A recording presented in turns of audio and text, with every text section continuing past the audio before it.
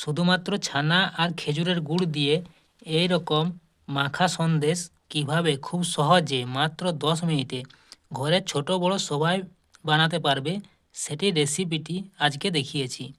তো ভিডিওটি দেখতে থাকো কিভাবে এই মাখা সন্দেশ গুড়ের মাখা সন্দেশ তৈরি করা হয়েছে। এবং ভিডিওটি যদি তোমাদের ভালো লাগে ভিডিওটিকে লাইক, চ্যানেলটিকে সাবস্ক্রাইব করে দেবে। খেজুর গুড়ের মাখা সন্দেশ তৈরি করার জন্য প্রথমে দুধটা ভালো করে ফুটিয়ে নিতে হবে। তো এই যে আমাদের এখানে দুধ ফুটছে, তো তারপর গ্যাসের আঁচটা বন্ধ করে দিতে হবে, তাহলে ছানাটি ভালো হবে। তো এখানে আমি গ্যাসের আঁচটি বন্ধ করে দিয়েছি। এরপর লেবুর রস দিয়ে ছানা কাটিয়ে নেব। তো গ্যাসের আঁচটি বন্ধ করার পর লেবুর রস দিয়ে দিচ্ছি কম কম করে।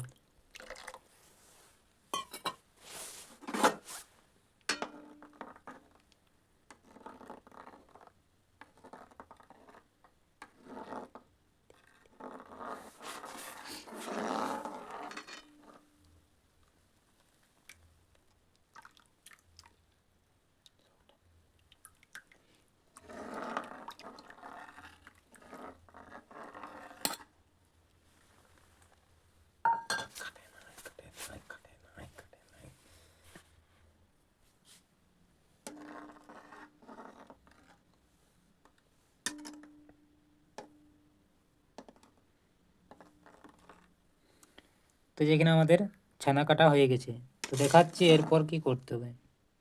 এরপরে ছানাটি জলের থেকে আলাদা করতে হবে, ছেঁকে নিতে হবে।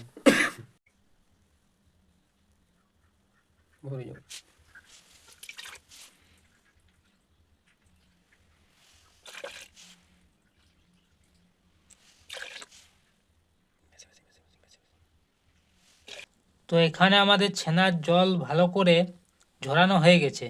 এরপরে ছানাটিকে 2-3 বার ভালো করে ধুয়ে নিতে হবে, যাতে ছানার মধ্যে টক ভাব না থাকে। নাহলে কিন্তু সন্দেশটি যখন হবে তখন এটি টক টক লাগবে। তো এটি 2-3 বার ভালো করে জল পাল্টে ধুয়ে নিচ্ছি। তো এখানে ছানাটি 2-3 বার ভালো করে ধোয়া হয়ে গেছে। এরপর এটি জলটি ভালো করে ঝরিয়ে নিতে হবে, যাতে একটুকুও না জল থাকে ছানার মধ্যে। তো এখানে ছানার থেকে জল ভালো করে ঝরানো হয়ে গেছে। এরপর এটিকে ভালো করে মেখে নেব।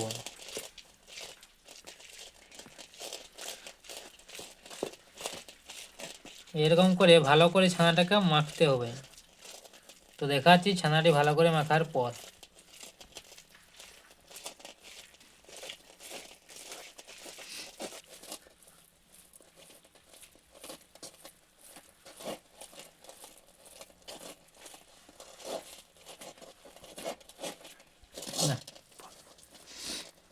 তো এখানে আমি এটি হাত দিয়ে মেখে দিচ্ছি। তো তোমার যদি মিক্সচার থাকে তো সেটিতেও মেখে নিতে পারো, কিন্তু হাত দিয়ে মাখলেই বেশি টেস্ট হয়।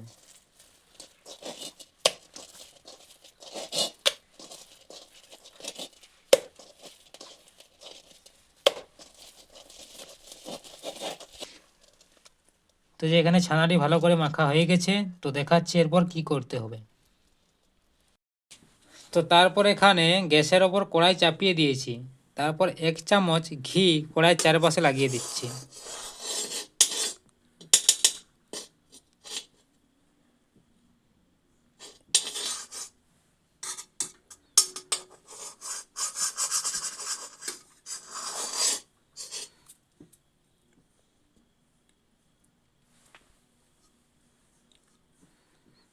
তো কড়াইয়ের চারিদিকে এই ঘিটি গলিয়ে নিচ্ছি, মানে লাগিয়ে নিচ্ছি।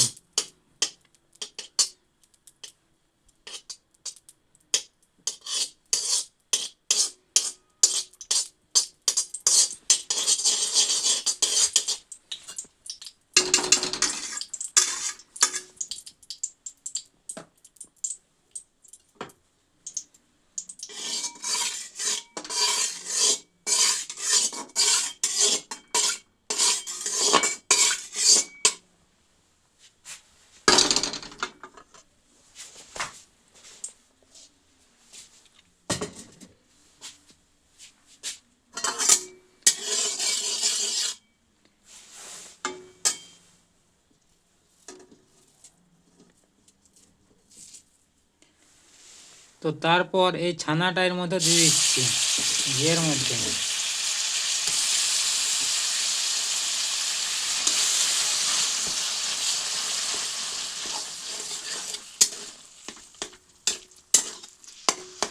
তারপরে ঘি দিয়ে কিছুক্ষণ ছানাটাকে ভেজে নিতে হবে।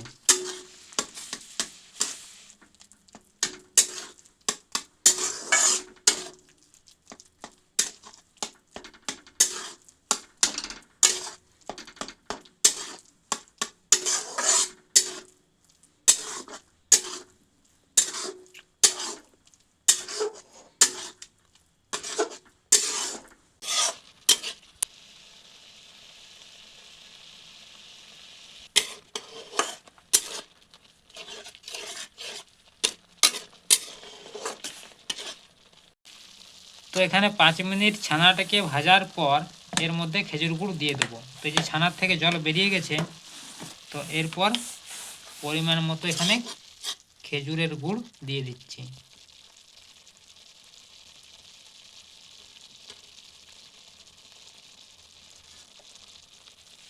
খেজুর গুড় দিয়ে দিলাম।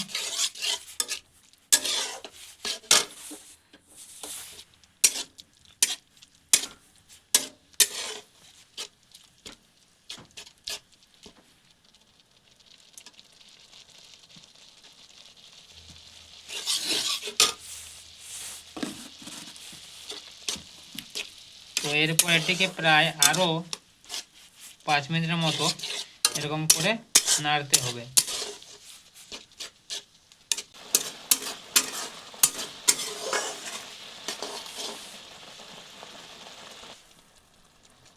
তো এই যে এখানে আমাদের গুড়ের মাখা সন্দেশ রেডি হয়ে গেছে। তো এটা এরকম একটু পাতলাই থাকবে, বেশি পুরো করলে তখন ভালো হবে না। তো এই রকম এটিকে নামিয়ে নেবো, তারপর সেট হওয়ার জন্য রেখে দেবো। তো এটিকে এখানে নামিয়ে নিচ্ছি।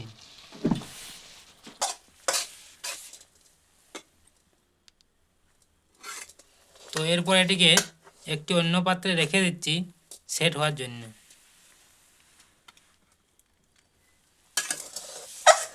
একটু